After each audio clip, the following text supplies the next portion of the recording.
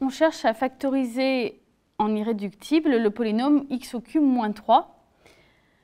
Alors déjà, première remarque, on connaît une racine, il y a une racine évidente. Si on remplace x par 3 puissance 1 tiers, 3 puissance 1 tiers puissance 3 égale 3.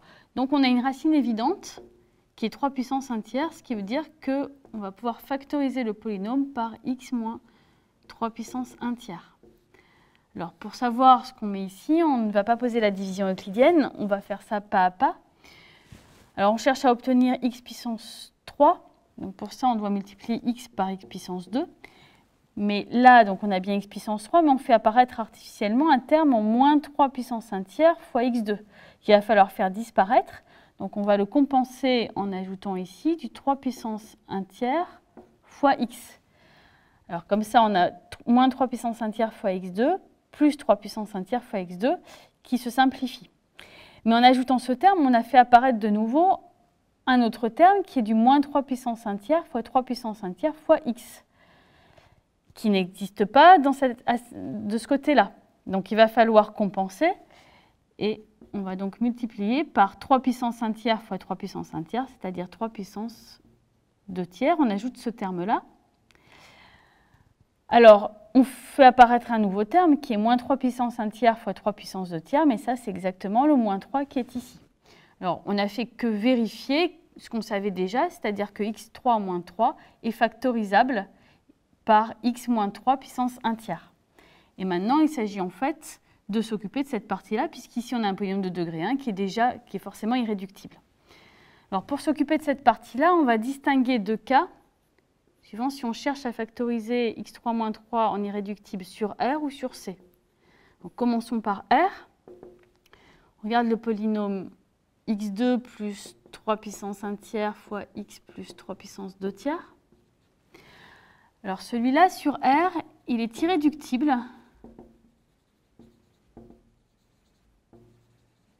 car il est de degré 2 et sans racine réelle. Alors sans racine réelle, ça se vérifie en calculant le discriminant, puisqu'on a un polynôme de degré 2. Delta, c'est donc 3 puissance 1 tiers au carré moins 4 fois 3 puissance 2 tiers.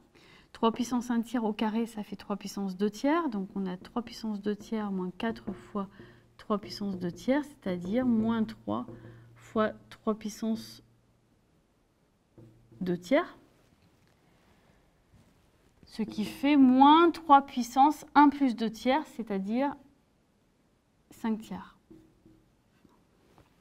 qui est évidemment strictement négatif. Donc ce polynôme n'a pas de racine réelle et de degré 2 est irréductible sur R, et on en déduit la factorisation en irréductible sur R. X puissance 3 moins 3 égale x moins 3 puissance 1 tiers, facteur de x2 plus 3 puissance 1 tiers fois x plus 3 puissance 2 tiers.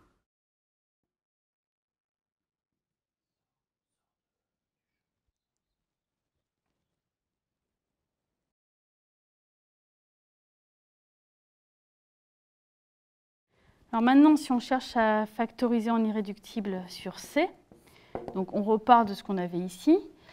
On ne touche pas à ce premier terme qui est déjà irréductible, et on regarde le polynôme de degré 2. Alors, il n'avait aucune racine réelle, mais par contre, il a des racines complexes. Et on sait même qu'il a deux racines complexes conjuguées, puisque c'est un polynôme qui est à coefficient réel. Alors, pour les trouver, on reprend le calcul qu'on avait fait du discriminant. Delta, c'est moins 3 puissance 5 tiers, donc qui n'admet pas de racine réelle, évidemment, puisque on ne peut prendre la racine carrée que d'un nombre réel positif. Mais malgré tout, on peut l'écrire sous la forme i fois 3 puissance 5 sixièmes au carré. En effet, i au carré, ça fait moins 1, et 3 puissance 5 sixièmes au carré, ça fait 3 puissance 5 sixièmes fois 2, c'est-à-dire 5 tiers. Et donc, avec ça, on récupère les deux racines complexes conjuguées qui vont être moins 3 puissance 1 tiers, plus ou moins i fois 3 puissance 5 sixièmes sur 2. Ce qui nous donne donc la factorisation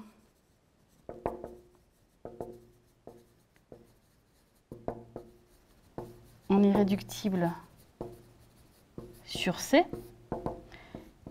x3 moins 3, c'est égal à x moins 3 puissance 1 tiers, facteur de x moins 3 puissance 1 tiers moins i fois 3 puissance 5 sixièmes sur 2, x moins 3 puissance 1 tiers plus i fois 3 puissance 5 sixièmes sur 2.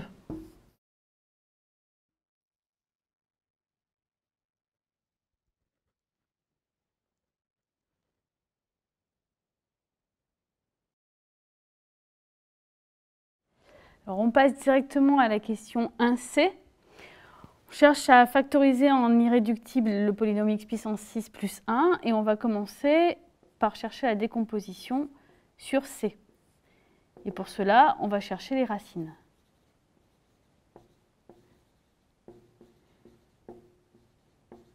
Alors la méthode s'applique pas seulement au polynôme x puissance 6 plus 1, mais plus généralement à n'importe quel polynôme de la forme x puissance n égale un nombre complexe. Alors ici, on cherche à résoudre x puissance 6 plus 1 égale 0, qu'on va réécrire sous la forme x puissance 6 égale moins 1. Et donc, si j'écris le nombre z sous la forme module fois exponentielle i fois l'argument, donc r exponentielle iθ, ça donne r exponentielle iθ puissance 6 est égal à moins 1, et moins 1, je peux le réécrire sous la forme EIπ. Et donc, c'est équivalent à dire que r puissance 6 fois EI si θ est égal à EIπ. Alors, dans une égalité comme ça, on sait qu'on peut... ça signifie que les modules sont égaux et que les arguments sont égaux modulo de pi. Donc, c'est équivalent à dire que r puissance 6 est égal à 1 et si θ égale pi modulo de pi. Alors, modulo de pi, c'est-à-dire que c'est égal à pi plus quelque chose qui sera de la forme k fois 2pi avec k un entier. Alors, r ici, c'est le module d'un nombre complexe, donc c'est un nombre réel positif ou nul. Si r puissance 6 égale 1, ça signifie que r égale 1. Et maintenant, dire que si θ égale pi modulo 2pi, ça signifie qu'il existe k appartenant à z, tel que θ égale 1 sixième de pi plus 2kpi. Alors, on sait que x puissance 6 plus 1 est un polynôme de degré 6, donc on doit trouver au plus 6 racines. Et on a l'impression ici d'en avoir trouvé une infinité. En fait, pour des valeurs de k différentes, on va trouver des valeurs de θ différentes, mais peut-être la même valeur de z, compte tenu du fait que l'exponentielle complexe est périodique. Alors, on va réécrire ça sous la forme suivante. Ça veut dire que z égale une fois exponentielle i fois pi plus 2kpi sur 6. Et là, on s'aperçoit qu'en fait, on n'a besoin que de 6 valeurs de k et non pas de toutes les valeurs entières. Les racines possibles, c'est donc ce qu'on va obtenir. Alors, on va commencer à k égale 0. Donc, ça donne EI pi sur 6. Ensuite, pour k égale 1, on trouve EI pi plus 2pi sur 6. Donc, ça fait EI 3i pi sur 6. Pour k égale 2, on a E 5i pi sur 6. E 7i pi sur 6. Pour k égale 3, E 9 pi sur 6 pour k égale 4. E 11 pi sur 6 pour k égale 5. Et alors pour k égale 6, on se retrouve avec EI pi plus 12 pi sur 6, c'est-à-dire EI pi plus 2 pi. Et donc ça, c'est égal à EI pi, donc on est ramené ici. Donc on a bien trouvé les 6 racines complexes du polynôme x puissance 6 plus 1. Alors maintenant, comme on a les 6 racines, on a immédiatement la factorisation. X puissance 6 plus 1, c'est égal donc à x moins EI pi sur 6, facteur de x moins E 3 pi sur 6, facteur de x moins E 5 pi sur 6, facteur de x moins E 7 pi sur 6, facteur de x moins E 9 pi sur 6, facteur de x moins E 11 pi sur 6. Ce qu'on peut écrire sous forme plus concentrée, comme étant le produit pour k égale 0 à 5, donc c'est un produit qui contient bien 6 termes, des x moins e i pi plus 2k pi sur 6.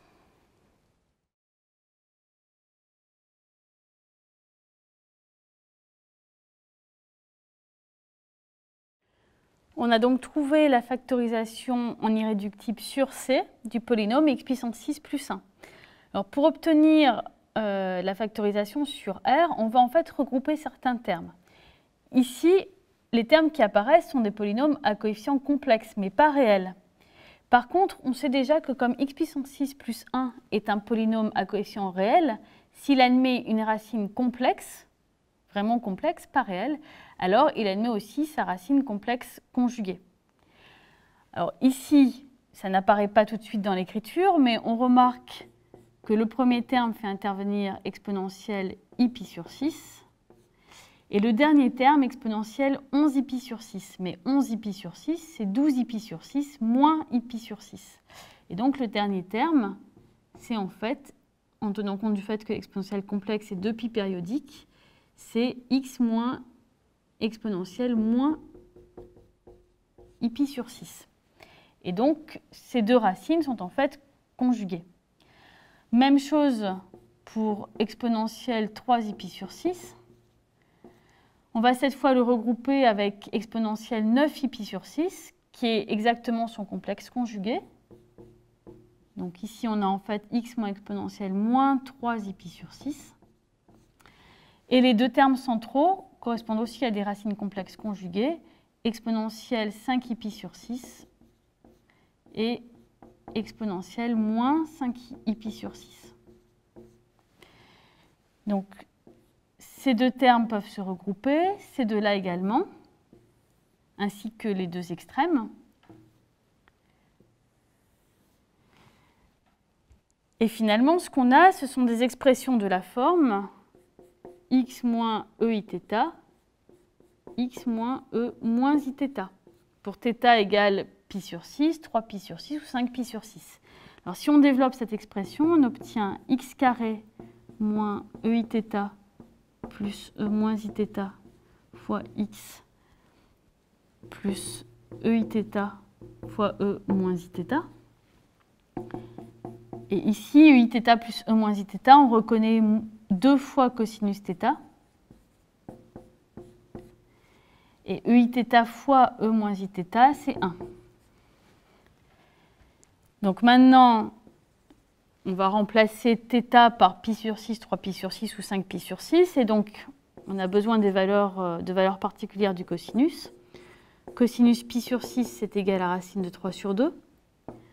Cosinus 3 pi sur 6, ben c'est en fait cosinus pi sur 2, donc ça vaut 0.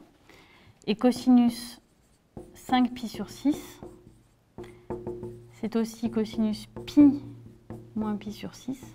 Donc c'est moins cosinus pi sur 6. Et donc ça vaut moins racine de 3 sur 2. Alors maintenant, on a la factorisation sur R. X puissance 6 plus 1, c'est donc égal à x carré moins 2 cosinus pi sur 6 fois x plus 1 facteur de x carré moins 2 cosinus 3 pi sur 6 x plus 1 facteur de x carré moins 2 cosinus 5 pi sur 6 x plus 1. Alors ici, on a donc des polynômes qui sont maintenant bien à coefficient réel. Si on remplace par les valeurs des cosinus, ça donne x carré moins racine de 3x plus 1, facteur de x carré plus 1, facteur de x carré plus racine de 3x plus 1. Et on sait déjà que chacun de ces facteurs est irréductible sur R, puisqu'ils sont de degré 2 et n'ont pas de racines réelles. En effet, on connaît déjà leurs racines, et ce sont les deux racines complexes qu'on a déjà trouvées.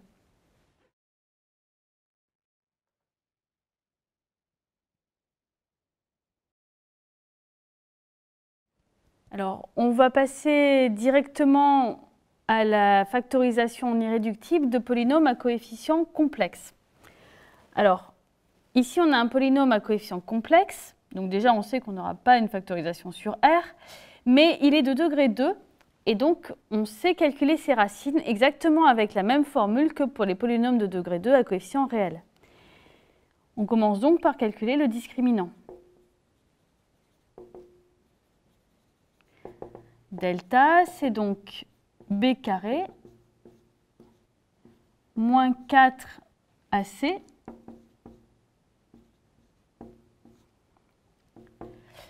ce qui fait donc 3i au carré, donc ça fait moins 9, moins 6i plus 1 plus 8 plus 4i égale moins 2i. Alors là, évidemment, on n'a pas de signe de delta puisque c'est un nombre complexe, mais on peut quand même en déduire les racines du polynôme de degré 2. Les racines seront de la forme moins b, donc moins 3i moins 1, plus ou moins petit oméga sur 2, où petit oméga est un nombre complexe qui vérifie petit oméga carré égale delta. Alors maintenant, en fait, ce qui reste à faire, c'est trouver oméga. Donc oméga, c'est un nombre complexe, on va l'écrire sous la forme a plus ib, où a et b sont des nombres réels. Et on va écrire ce que ça signifie, que oméga carré égale delta. Donc, quand je calcule oméga au carré, c'est a plus ib au carré. Ça donne a2 moins b2 plus 2i fois ab, qui doit être égal à delta, et delta, c'est moins 2i. Donc j'ai une égalité entre deux nombres complexes, ça veut dire que les parties réelles sont égales et les parties imaginaires sont égales. Donc ça veut dire que A2 moins B2 est égal à 0 et 2AB est égal à moins 2. Donc on résout, ça signifie que B2 égale à 2, donc ça veut dire que B c'est plus ou moins A. Et donc ici on a AB égale moins 1. Alors on va faire deux cas, B égale plus ou moins A, et bien ou bien B égale A, et alors du coup quand on remplace, ça donne A carré égale moins 1, ou bien B égale moins A, et quand on remplace dans la deuxième ligne, on obtient moins A carré égale moins 1. Alors, le premier cas n'est pas possible puisque A c'est un nombre réel. Le carré d'un nombre réel n'est jamais strictement négatif. Donc ça, c'est pas possible.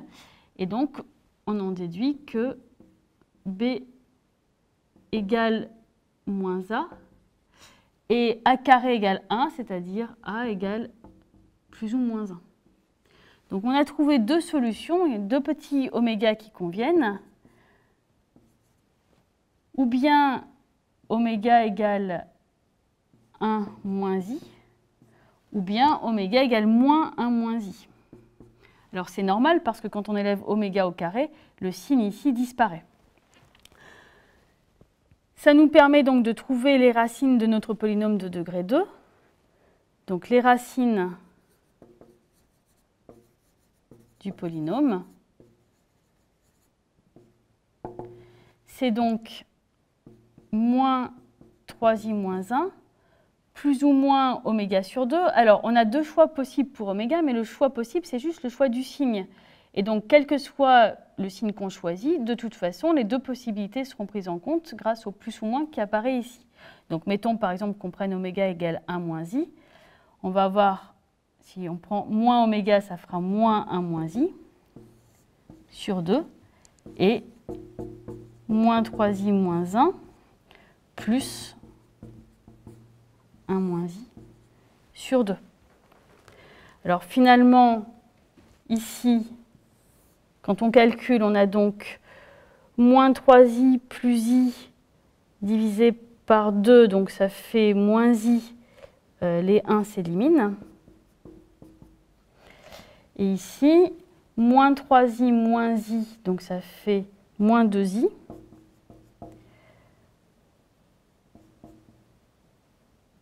Plus 1.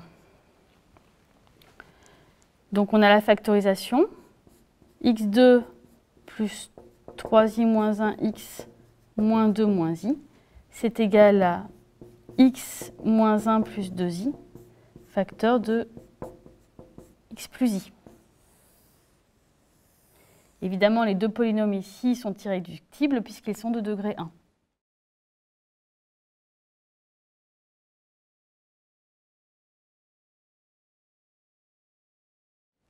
On cherche de nouveau la factorisation sur C, puisqu'il s'agit d'un polynôme à coefficient complexe, mais cette fois-ci, on a un polynôme de degré 3. Donc, on n'a pas de formule appliquée. Néanmoins, on remarque qu'on a une racine évidente. Alors, ce qu'on appelle racine évidente, c'est en général plus ou moins 1, plus ou moins 2, plus ou moins 3. Et ici, moins 1 est racine évidente. Alors, ça se vérifie en remplaçant x par moins 1 et en vérifiant qu'on trouve bien 0. Alors, puisque moins 1 est racine de p, ça signifie que x plus 1 divise p. Donc, on sait que p va s'écrire x plus 1 fois quelque chose. Alors, l'intérêt, c'est que le quotient, lui, va être de degré 2, puisque p est de degré 3 et qu'on le divise par un polynôme de degré 1. Et pour un polynôme de degré 2, on a des formules. Alors pour trouver le quotient, on va poser la division. C'est la même que celle qu'on utilisait pour des polynômes à coefficient réel. C'est exactement la même méthode. On écrit donc p qui est x3 plus 4 plus i x2 plus 5 moins 2i x plus 2 moins 3i. Qu'on veut diviser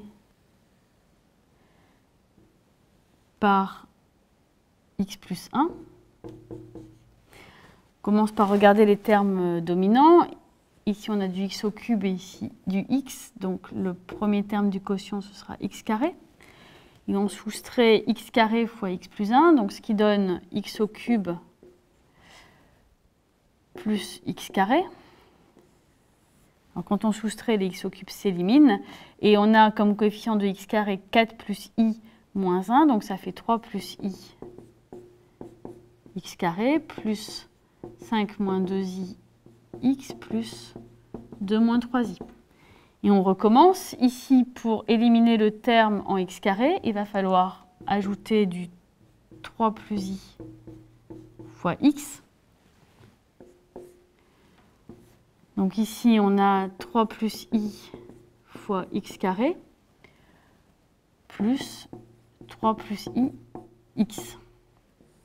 On soustrait, on n'a plus de terme en x carré, et pour x, ça donne donc 5 moins 2i moins 3 moins i, donc ça fait 2 moins 3i, x plus 2 moins 3i. Alors, en fait, on factorise facilement, mais si on veut vraiment écrire la division euclidienne jusqu'au bout, ici, on doit donc multiplier par 2 moins 3i. Et ici, évidemment, ce qu'on va enlever, c'est 2 moins 3i x plus 2 moins 3i. Et on obtient 0. Alors, ça signifie que le polynôme de départ est divisible par x plus 1, ce qu'on savait déjà. Et donc, l'égalité qu'on a, c'est P égale x plus 1 facteur de x carré plus 3 plus i x plus 2 moins 3i.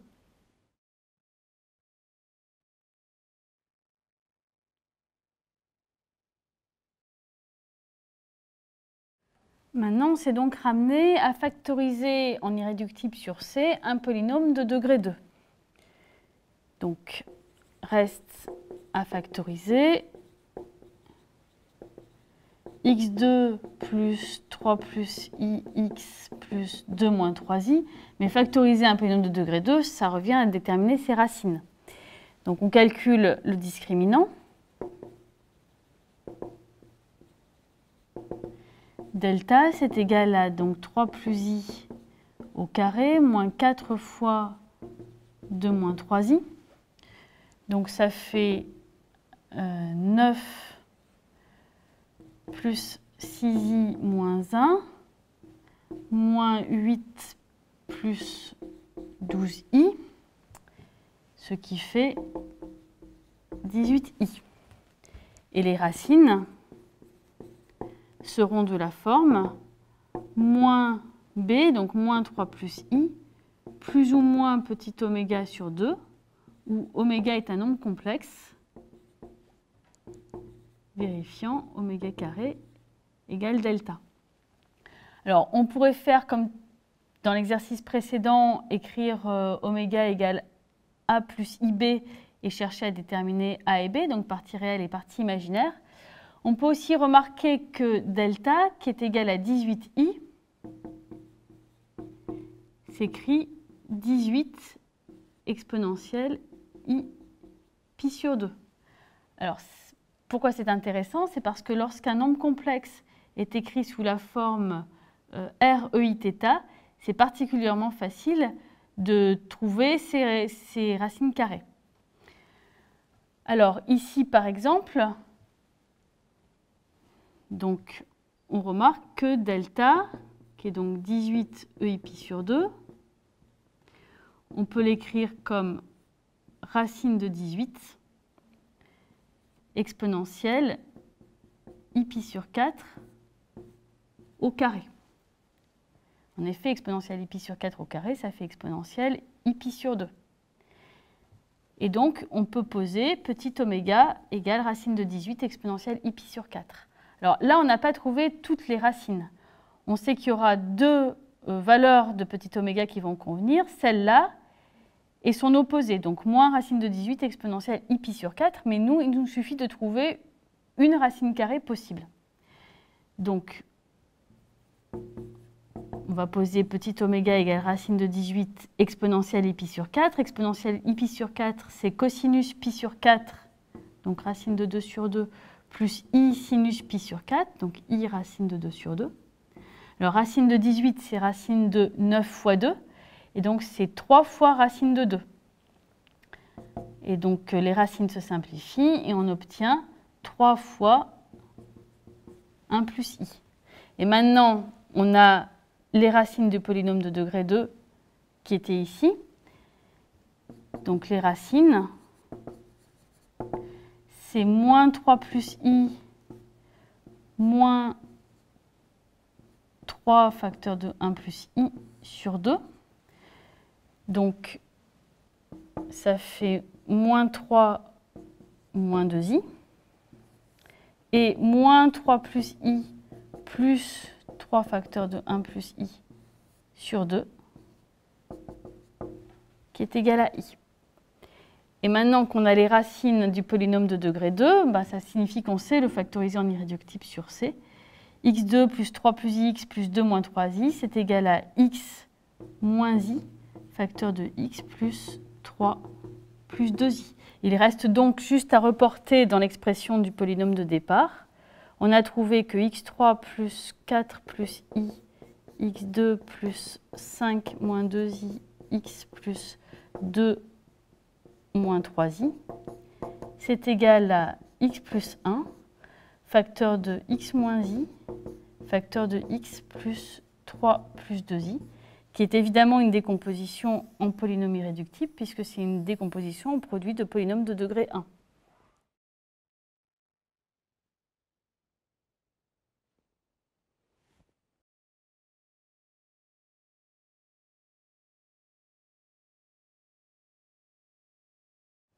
On va voir une application de la factorisation, et notamment le fait qu'on n'a pas forcément besoin de connaître explicitement la factorisation en polynôme irréductible, savoir qu'elle existe peut suffire. Alors ici, l'exercice est de supposer qu'on a un polynôme qui a toutes ses racines réelles, et on suppose qu'il ne prend que des valeurs positives ou nulles, et on va montrer qu'alors il s'écrit comme le carré d'un polynôme. L'idée est la suivante. On sait que P va s'écrire sous la forme P de x égale un certain coefficient lambda fois x moins alpha 1 puissance n1, etc., x moins alpha r puissance nr, où en fait alpha 1, alpha 2, etc., alpha r sont les racines du polynôme P. Alors, on peut même supposer qu'elles sont classées par ordre croissant. Donc on a alpha 1 strictement inférieur, etc., strictement inférieur à alpha i, strictement inférieur à alpha r. Et puis les ni, ce sont en fait les multiplicités des racines alpha i. Donc n1, nr sont des entiers naturels non nuls. Et lambda est un nombre réel. Alors évidemment, comme on part d'un polynôme général, on ne connaît pas les alpha i et lambda. Mais par contre, on a quand même une information, c'est que P est à valeur positive. Et cela permet de montrer que, quel que soit I, la multiplicité de la racine numéro I est paire. Alors, pourquoi? Supposons, on va faire le cas I égale 1, donc on regarde ce terme. Supposons que, par l'absurde que la multiplicité soit impaire. À ce moment-là, en alpha i, P s'annule, puisque alpha 1 est une racine de P. Mais il s'annule, P s'annule en changeant de signe. En effet, tous les autres termes gardent un signe constant en alpha i puisqu'ils ne s'annulent pas. Donc, ce sont des fonctions continues, on applique ici le théorème des valeurs intermédiaires. Et donc le seul terme qui peut changer de signe en alpha 1, c'est x moins alpha 1 puissance n1. Et il va changer de signe si n1 est pair. Par exemple, x moins alpha 1 puissance 3 change de signe, mais x moins alpha 1 puissance 2 ne change pas de signe. Alors, comme on a supposé que P était toujours à valeur positive, ça veut dire qu'il ne change pas de signe. Et donc, forcément, tous les exposants doivent être pairs. Alors, puisque NI est pair, on va écrire NI égale 2 fois KI, où KI est un nombre entier. Et donc, on a P de x égale lambda x moins alpha 1 puissance 2K1, etc., x moins alpha r puissance 2kr. Ce qu'on peut regrouper un petit peu sous la forme suivante. On a toujours lambda en facteur devant, et ensuite x moins alpha 1 puissance k1, etc., jusqu'à x moins alpha r puissance kr, le tout au carré. Alors, on voit déjà apparaître le carré d'un polynôme. Il reste juste à étudier ce qui se passe pour lambda. Alors, on a supposé que P était à valeur positive, donc P de x est positif ou nul pour tout x. Ici, on a un nombre réel élevé au carré, donc c'est également positif ou nul. Et donc, forcément, lambda doit être positif ou nul. Alors, si lambda est positif ou nul, ça veut dire que lambda égale racine de lambda élevé au carré. Et donc on va poser Q de x égale racine de lambda fois x moins alpha 1 puissance k1 jusqu'à x moins alpha r puissance kr. C'est bien un polynôme et par construction, p de x égale q de x au carré pour tout x.